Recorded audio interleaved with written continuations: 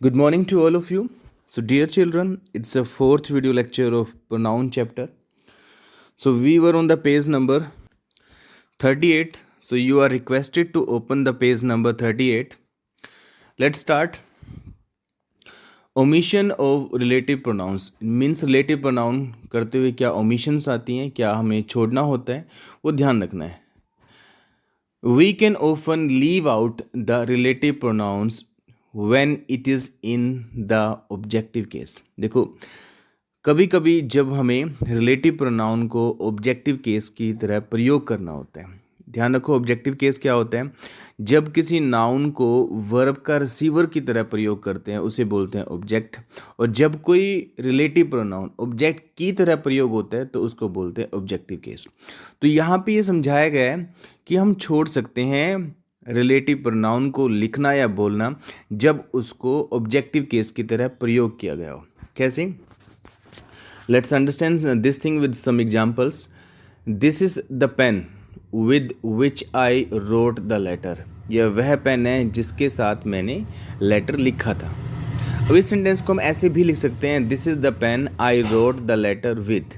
अब देखो ध्यान से समझो, जो विच वर्ड है वो पेन के लिए प्रयोग हुआ है, यानी कि विच मतलब पेन बताया गया है विच से कि कौन सा पेन, द पेन, वह pen.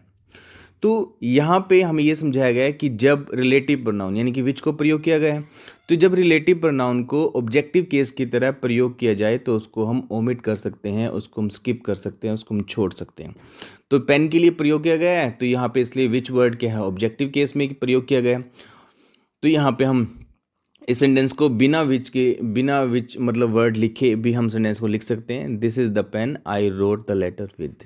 Which is omitted and the position of preposition with is changed. फिर जो प्रेपोजिशन है वो लास्ट में आ जाएगी, उसकी पोजीशन चेंज कर दी जाती है. Next point, the man about whom you are inquiring is a friend of mine. वो मैन जिसके बारे में तुम पूछताछ कर रहे थे वो मेरा एक फ्रेंड है. अब इस सेंटेंस को हम ऐसे भी लिख सकते हैं, the man you are inquiring about is a friend of mine. तो अबाउट हुम किसके लिए प्रयोग किया गया है? द मैन के लिए प्रयोग किया गया है. द मैन क्या है वहाँ पे? ऑब्जेक्टिव केस है. ऑब्जेक्टिव केस के लिए जब कोई प्रोनाउन प्रयोग किया जाता है तो उसको हम ओमिट कर सकते हैं, उसको हम छोड़ सकते हैं. तो इस सेंटेंस को ऐसे भी लिख सकते हैं, the man you are inquiring about is a friend of mine. Whom is omitted and the position of preposition about is changed. Next, where have you park the car by which you came. तुमने वो car कहाँ park की है जिसके द्वारा तुम आए थे.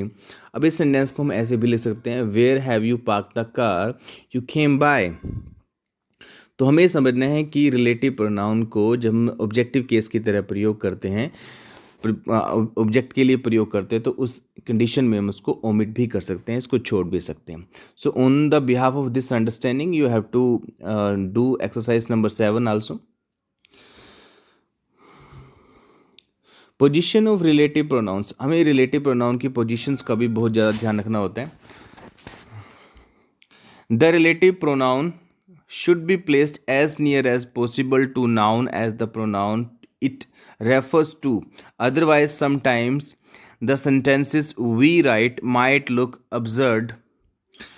Look at this sentence. देखो, हमें जो रिलेटिव प्रोनाउंस लिखना होता है उसको हम वो जिसका एंटीसीडेंट होता है वो, यानी उसका जो एंटीसीडेंट होता है रिलेटिव प्रोनाउन का, उसके जितना पास हो सके उतना पास लिखना होता है.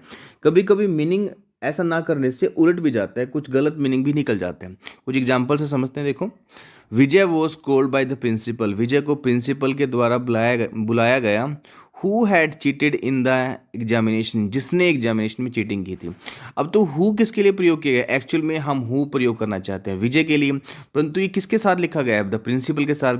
तो इसका मीनिंग ये निकलता है, हालांकि हम कहना कुछ और चाहते हैं, परंतु मीनिंग क्या निकल रहा है कि विजय को बुलाया गया प्रिंसिपल के द्वारा. Who had cheated in the exam. जिसने एग्जाम में चीटिंग की थी, यानी प्रिंसिपल वो प्रिंसिपल जिसने एग्जाम में चीटिंग की थी. तो हमें ये समझाया गया कि रिलेटिव प्रोनाउन जिसके लिए प्रयोग किया जाता है उसकी जितने पास हो सके उतना पास लिखना होता है. तो इस सेंटेंस को कैसे लिखना होगा वो आगे समझेंगे. In this sentence the relative pronouns who refers to Vijay. इस सेंटेंस में जो रिलेटिव प्रोनाउन हु है वो विजय को रेफर करता है. So it should have been placed quite close to the word Vijay. तो विजय के बिल्कुल नज़दीक हमें लिखना था। We should have written this sentence like this, हमें इस सेंटेंस को इस तरह लिखना चाहिए था। Vijay who had cheated in the examination, Vijay जिसने एग्जामिनेशन में चीटिंग की थी, वो called by the principal, principal के द्वारा बुलाया गया। Right, are you getting my point? तो हमें रिलेटिव प्रोनाउन को जिस वर्ड के लिए वो प्रयोग किया गया है उसके बहुत ही पास लिखना होता है, ताकि वो मीनिंग उसका एम्बिग्यूटी ना हो, गलत ना निकले।